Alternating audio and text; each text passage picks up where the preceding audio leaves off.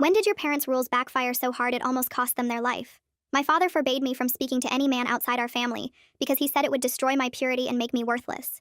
It started when I turned 13 and suddenly went from his little girl to what he called assault in training that needed to be controlled. He pulled me out of public school and put me in an all-girls academy where even the janitors and bus drivers had to be female.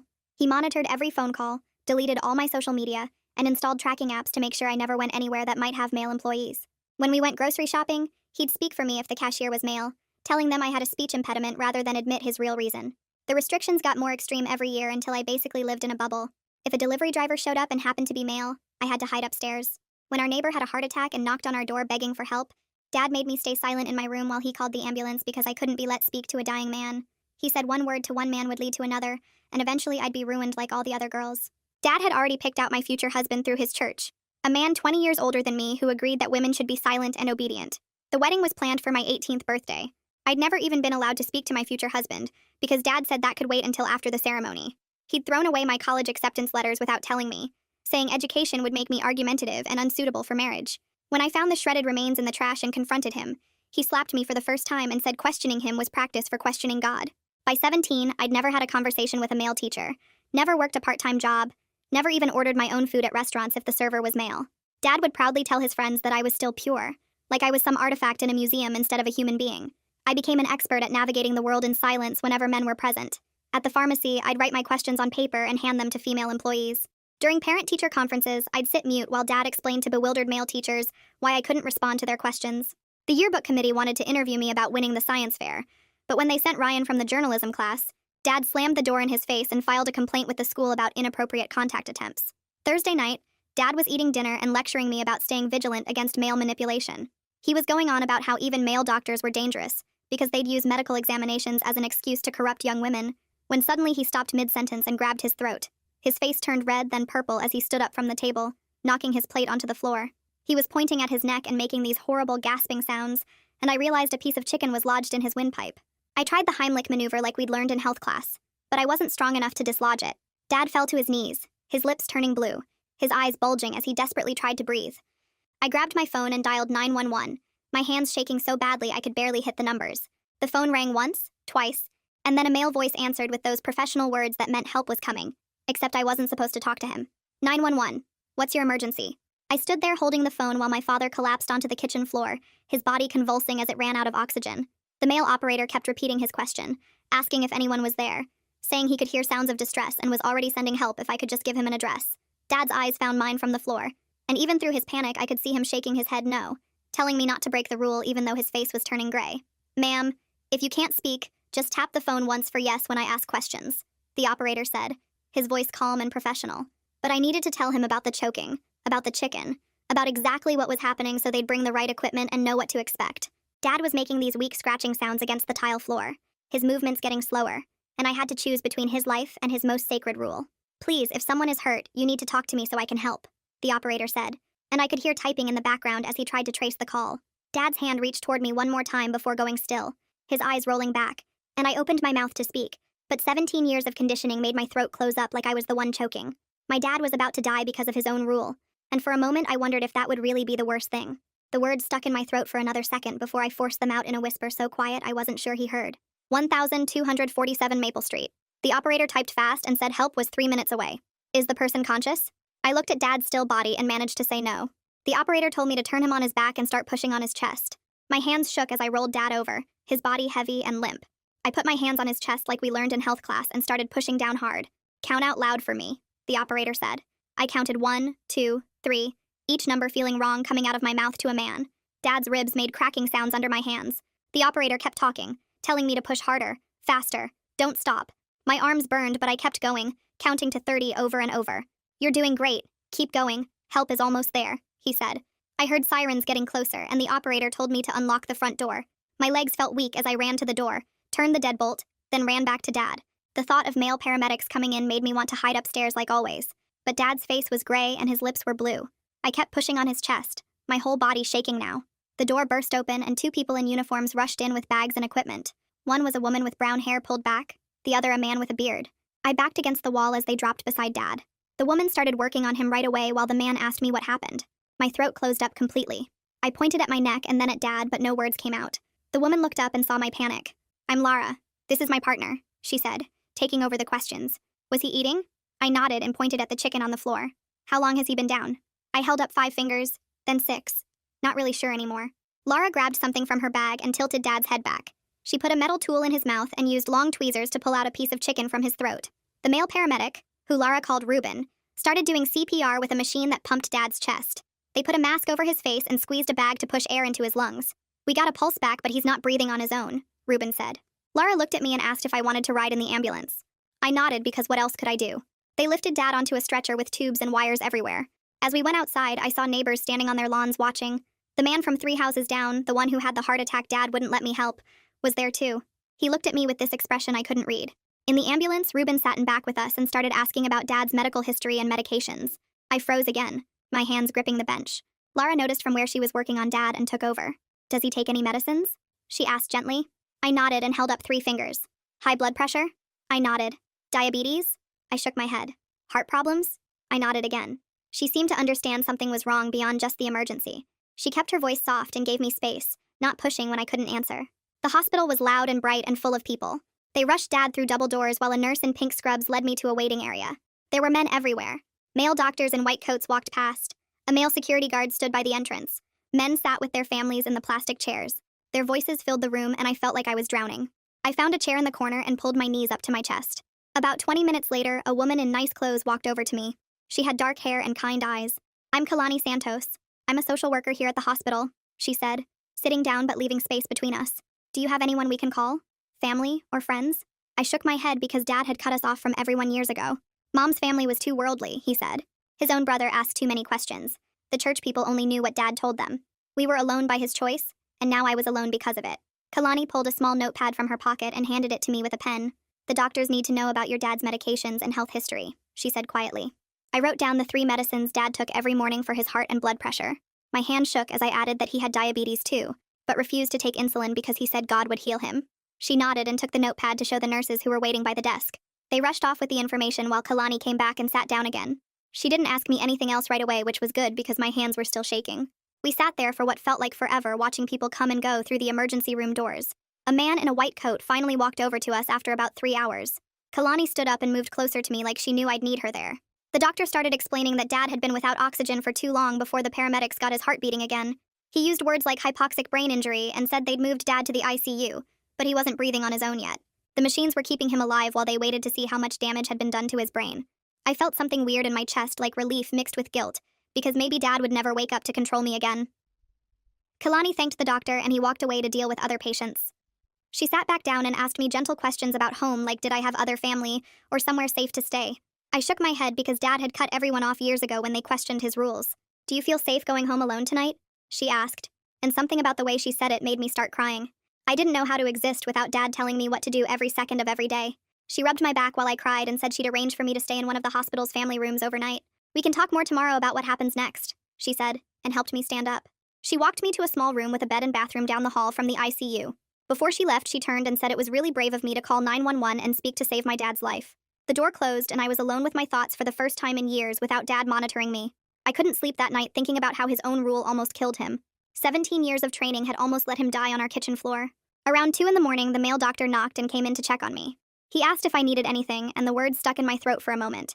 Then I managed to whisper, "Thank you," and it felt like the biggest thing I'd ever done. He smiled and said to call if I needed help, then left me alone again. The next morning, Kalani came back, but she wasn't alone this time. A woman in a dark suit followed her into the room carrying a folder and badge. "This is Detective Adelina Velez," Kalani said as they both sat down. Adelina explained she worked with cases involving controlling family situations and needed to ask me some questions. She was patient when I had to write some answers instead of speaking them out loud. She asked about the rules and restrictions and how long they'd been going on. I told her about the all-girls school and hiding from delivery drivers and not being allowed to speak to men. Her face got more serious with each thing I shared, and she kept making notes in her folder. She showed me pamphlets about different kinds of abuse and pointed out that what I'd lived through wasn't normal or okay. Adelina explained that since Dad couldn't make decisions right now because of his condition, the state had to figure out guardianship. I was 17, which made things complicated because I wasn't quite an adult yet. She mentioned that Dad had paperwork naming a church elder as backup guardian, but that man was investigated for his own problems. Right then we heard shouting in the hallway, and a man burst through the door before security could stop him. It was Elder Matthews from Dad's church, and his face was red with anger. "This girl needs to come with me immediately," he said, grabbing for my arm. Adelina stood up fast and got between us while calling for security on her radio. Elder Matthews kept yelling that Dad would want me to maintain my purity until the wedding could happen. He said I was promised to Brother Joseph and the ceremony would proceed as planned on my 18th birthday. 2 security guards rushed in and grabbed his arms when he tried to push past Adelina to get to me. They dragged him out while he screamed about sin and corruption and how I was poisoned by worldly influences. Adelina made notes about filing for an emergency restraining order to keep him away from me. Kalani had her hand on my shoulder the whole time and I realized I was shaking again. After things calmed down, Kalani said she knew someone who could help me with somewhere safe to stay. She called a woman named Sydney McGee, who ran a shelter for women leaving controlling situations like mine. Sydney arrived within an hour and sat down to explain how the shelter worked. They had counselors who understood religious trauma and conditioning and could help me learn to function in the normal world. She said I could stay there while the legal stuff got sorted out, and they'd help me figure out next steps. Adelina said she needed to go with me to the house to get clothes and important documents. We drove there in her unmarked police car, and the house felt different without Dad in it. She helped me pack a bag while looking through Dad's office for paperwork about me. That's when we found the filing cabinet with all his plans for my future. There were contracts with Brother Joseph about the marriage, including a bride price Dad had already accepted. We found letters from colleges accepting me with scholarship offers that Dad had declined without telling me. One school had offered me $50,000 for my science fair work and perfect grades. Adelina took pictures of everything for evidence and packed the important documents in a box. She said this would help prove Dad had been controlling and abusing me even if he didn't see it that way. We left the house and I didn't look back because I knew I might never live there again. Sydney's shelter was an old house painted yellow with a big porch and normal-looking yard that made it seem like any other home on the street. She met us at the door and showed me to a small room with a single bed and a dresser where I could put my things, while Adelina carried in the box of documents from Dad's office. Sydney walked me through the common areas and introduced me to 3 women sitting at the kitchen table, who all looked up when we entered. Maria was maybe 40 with tired eyes and told me she'd been there 2 months after leaving her husband, who wouldn't let her work or have her own bank account. Janet was older and had burn scars on her arms from when her boyfriend threw hot oil at her for talking to the mailman. The youngest was Beth, who was 23, and had run from a religious group that wanted to marry her to their leader, who already had 6 wives. They all nodded when Sydney explained my situation, and Beth reached over to squeeze my hand because she understood the church stuff better than the others. Sydney showed me the schedule for meals and chores and group sessions where we could talk about our experiences if we wanted to. The shelter had cameras everywhere and panic buttons in each room, and a security system that would alert the police if anyone tried to break in. That first night, I barely slept because every sound made me think Dad had somehow gotten out of the hospital to drag me home. The next morning, the hospital called Sydney's office phone since I didn't have my own number yet, and she brought me into her office to take the call on speaker. The doctor explained that Dad was stable but still unconscious, and they needed someone to make decisions about putting in a feeding tube and other medical stuff. Since I was only 17 and Dad hadn't legally named anyone else to make choices for him, the state would have to appoint a guardian for his medical care. The doctor said this process could take a few days, and meanwhile they would keep him stable with basic care. I asked if he might wake up, and the doctor said brain scans showed activity, but they couldn't predict when or if he'd regain consciousness. After the call, Sydney helped me understand that this meant I wouldn't have to make those hard choices about Dad's care, which a relief. 3 days later, my school counselor showed up at the shelter with a cardboard box full of my homework and textbooks. Mrs. Yoon had heard about everything from the police who'd contacted the school as part of their investigation. She spread out college brochures on Sydney's desk and explained that several schools had special programs for students who'd experienced trauma or left controlling families. The applications were due in 3 weeks for spring semester, but she said she'd help me with the essays and getting my transcripts sent. She'd brought the acceptance letters from last year that she'd kept copies of in her files, including the one with the $50,000 scholarship for science. Mrs. Yoon said that money was probably still available if we contacted them to explain what happened with Dad hiding the letters. Detective Velez came by that afternoon with updates about the church investigation that my case had triggered. She sat with Sydney and me in the office and pulled out her notebook full of notes from interviews she'd been conducting. 3 other families at Dad's church had similar situations with daughters being controlled and marriages being arranged to older men in the congregation. One girl was only 15, and her wedding was planned for next month to a man who was 38. Another family had pulled their daughter out of school completely, and she hadn't been seen in public for 6 months. The detective said my 911 call and Dad's condition gave them probable cause to investigate the whole church, and they'd found financial records showing money changing hands for these marriages. The church elders were calling them dowries, but the detective said it looked more like human trafficking. She needed me to write down everything I remembered about the plans Dad made with the church about my marriage. 2 days after that, Sydney introduced me to a therapist named Dr. Kim, who specialized in helping people who'd been controlled by religious groups. We met in a small room at the shelter that had soft chairs and a white noise machine by the door for privacy. Dr. Kim explained we'd start really slow with exposure therapy to help me get comfortable talking to men again. The shelter had a male janitor named Carl, who came 3 times a week, and she wanted me to practice just being in the same room as him at first. The next week, Carl was mopping the hallway and Dr. Kim stood with me at the end of the corridor while my whole body shook just from seeing him there. She had me take deep breaths and reminded me that Carl was just doing his job and had no interest in talking to me. After a few minutes, I could walk past him to get to my room, though my heart was pounding the whole time. The session after that, she had Carl say good morning to me when I walked by, and I was supposed to nod back. It took 3 tries before I could make myself look at him and nod, and afterwards I threw up in the bathroom from anxiety. Dr. Kim said this was normal, and my body was reacting to 17 years of conditioning that would take time to overcome. 2 weeks after Dad went into the hospital, Sydney got a call that he was showing signs of waking up. The doctor said he was moving his eyes to track people and squeezing his hand when asked, but he couldn't talk or move much else. They moved him from intensive care to a regular room and started planning for long-term rehabilitation. The social worker at the hospital called to say Dad would never be able to live alone again and would need either a nursing home or full-time care. The state had appointed a guardian to make these decisions since Dad had no family besides me and I was still a minor. Sydney warned me that Dad might try to contact me once he could communicate better, and we should be prepared.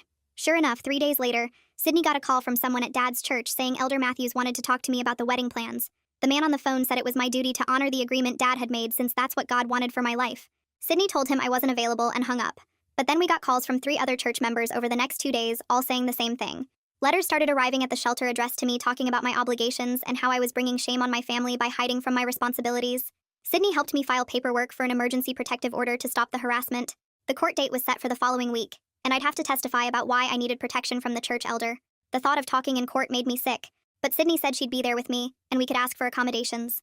The morning of the hearing, I put on the most conservative outfit I had, and Sydney drove me to the courthouse. The courtroom was smaller than I expected, with wood paneling and flags in the corner. Elder Matthews was there with a lawyer, and he kept staring at me like I was some kind of traitor. The judge was an older man with gray hair and glasses who looked tired already at 9 in the morning. When it was my turn to testify, I had to walk up to a chair next to the judge and promise to tell the truth. My voice came out as barely a whisper when I said yes, and the judge asked me to speak louder. I started explaining about Dad's rules and how I'd never been allowed to talk to men, and my voice shook so bad I had to stop and start over twice. The judge was patient and told me to take my time. I told him about the arranged marriage and how I was supposed to marry someone I'd never even met on my 18th birthday. I explained about the church elder trying to contact me through other people, and the letters saying I had to honor Dad's agreement even though Dad couldn't even talk anymore. Elder Matthews' lawyer tried to argue that this was a religious matter, and the court shouldn't interfere, but the judge cut him off. The judge asked me directly if I wanted to marry the man Dad had chosen, and I managed to say no loud enough for the court reporter to hear. He granted the protective order for 1 year, and said Elder Matthews couldn't contact me directly, or through third parties, or come within 500 feet of me. The judge added that what he'd heard was deeply troubling, and he'd be forwarding his concerns to the district attorney's office. As we left the courthouse, Adelina was waiting in the hallway, and pulled Sydney and me aside. She had news about the man Dad had arranged for me to marry. Brother Joseph had been arrested 2 states over on charges involving another minor from a different church. The police found evidence he'd been doing this for years, moving between religious communities and targeting families with young daughters. When Adelina showed me his mugshot, I ran to the bathroom and threw up everything in my stomach. This was who Dad was going to give me to in 3 months when I turned 18. Sydney drove me back to the shelter after the courthouse, and said there was a support group meeting that afternoon for girls from controlling families. The meeting room had 8 chairs in a circle, and 5 other girls already sitting when I walked in, all of them between 14 and 19, and I could see the same scared look in their eyes that I saw in my mirror every morning. The group leader was a woman named Maria, who'd escaped her own controlling father 20 years ago, and now helped other girls learn how to function in the normal world. She had us start with something simple, going around the circle and saying our names, and one thing we wanted to learn, and when it was my turn, I whispered that I wanted to learn how to order food from male servers without panicking. The girl next to me nodded and said she had the same problem, and Maria said we'd practice that today by walking to the diner down the street together. My hands started shaking at the thought, but the other girls said they'd be right there with me, and we walked as a group to the small restaurant where Maria had already called ahead to explain our situation. The server was a young guy, maybe 20 years old, who smiled and asked what we wanted to drink, and I froze completely while the other girls ordered water and soda. Maria touched my arm gently and reminded me to breathe, then asked if I could point to what I wanted on the menu, and I managed to tap the lemonade option with my finger. The server said no problem and wrote it down without making me feel weird about not talking, and by the time our food came, I managed to whisper, "Thank you," when he set down my sandwich. Back at the shelter, my phone rang, and it was Kalani calling from the hospital to tell me Dad was getting better and starting to understand what was happening around him. She said he'd been asking where I was and got really upset when the nurses said I wasn't there, trying to pull out his breathing tube and demanding to see me until they had to give him medicine to calm him down. 3 weeks had passed since that night with the chicken, and my school counselor came to the shelter with a stack of college applications and brochures.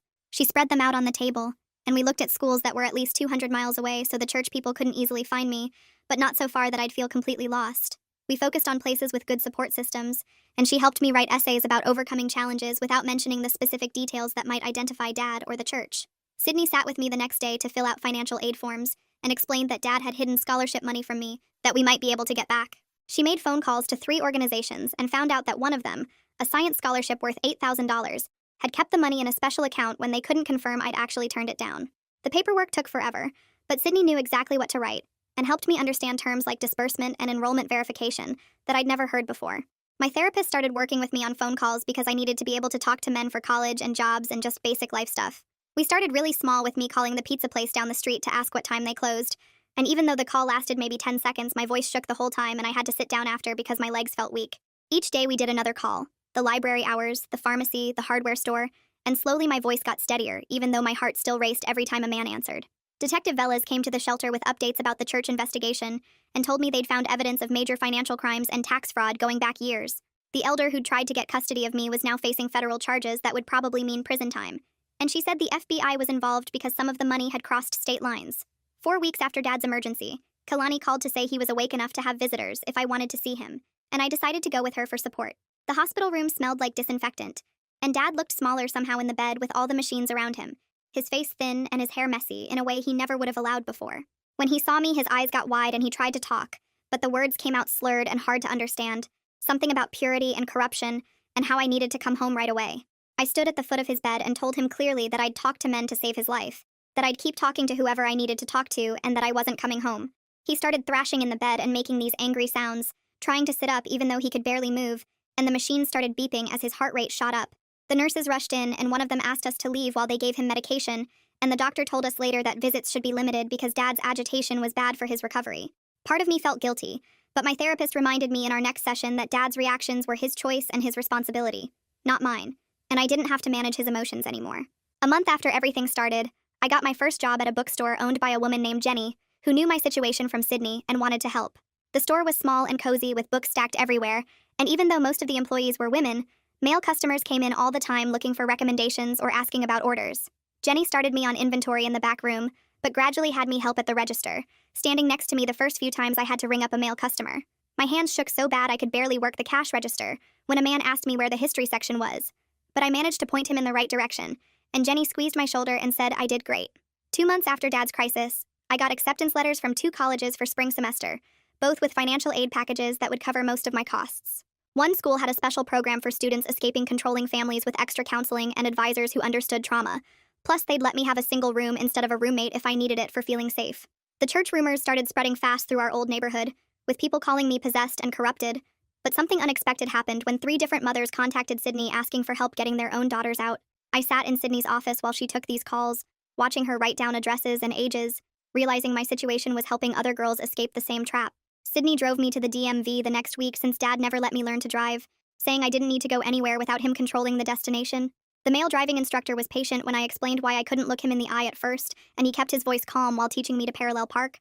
My hands shook on the steering wheel every time he gave directions, but after 4 lessons I managed to pass the test and get my license. The hospital called to say they were moving Dad to a specialized brain injury facility 40 miles away since he needed long-term rehabilitation. The state appointed a neutral guardian to make his medical decisions because I was still 17, and he had no other appropriate family members. I started volunteering at the shelter 3 nights a week, sitting with new arrivals who couldn't stop crying or who jumped every time a door slammed. Teaching them the breathing exercises my therapist taught me helped reinforce my own progress, and showing them how to write out their thoughts when speaking was too hard made me realize how far I'd come. The therapist arranged practice job interviews with male volunteers from a local community center, setting up mock scenarios where I had to answer questions about my skills and experience. My voice still caught sometimes when they asked about my work history, but I pushed through the fear and managed to complete 3 full practice interviews.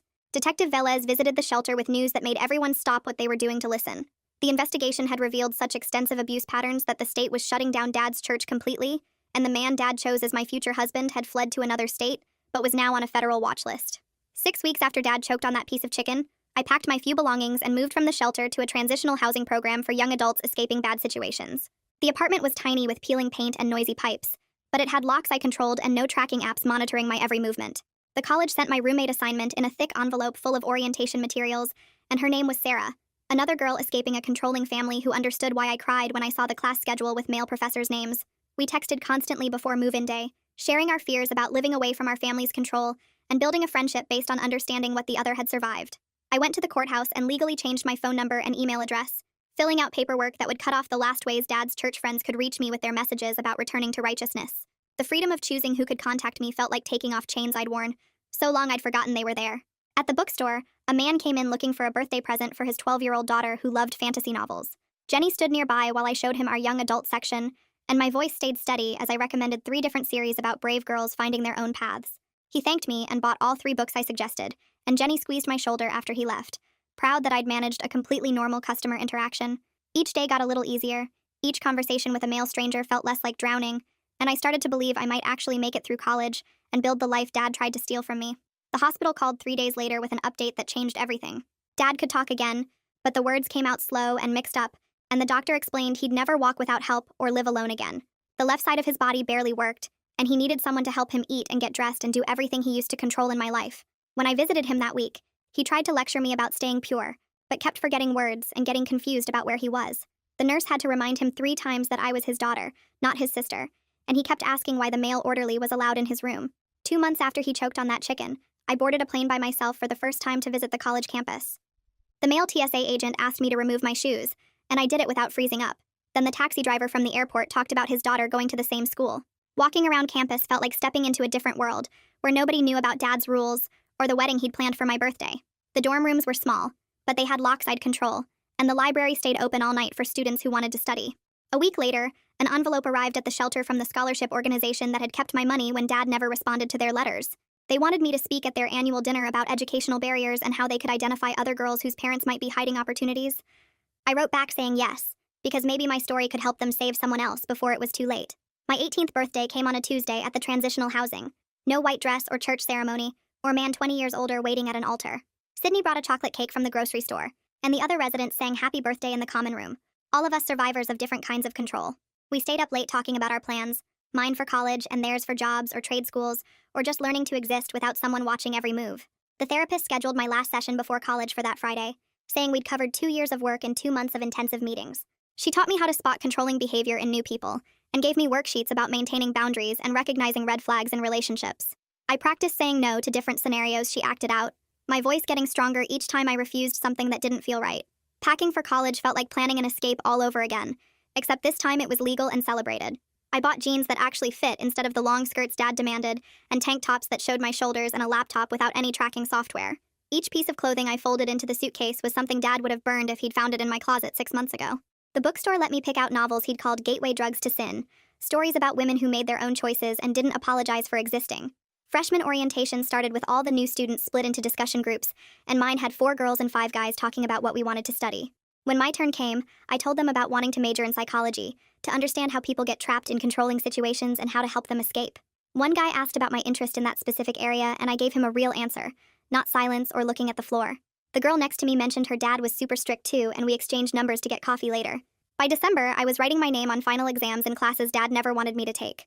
My roommate and I had decorated our dorm room with posters of female scientists and writers, and I worked 20 hours a week at the campus bookstore, where half my coworkers were guys. The engineering student from my calculus study group asked me to see a movie, and I said yes, then actually showed up and sat next to him and shared popcorn like a normal person. He walked me back to my dorm and asked if we could study together again, and when I agreed, he smiled and said he'd text me tomorrow. My grades came back all A's, and I called Sydney to tell her, crying happy tears because 6 months ago I couldn't even speak to save Dad's life, and now I was building something completely my own. Well, that's gonna do it for now. Thanks for just being here and exploring all these curious details with me. Always enjoy sharing this time with you. Subscribe for more content like this.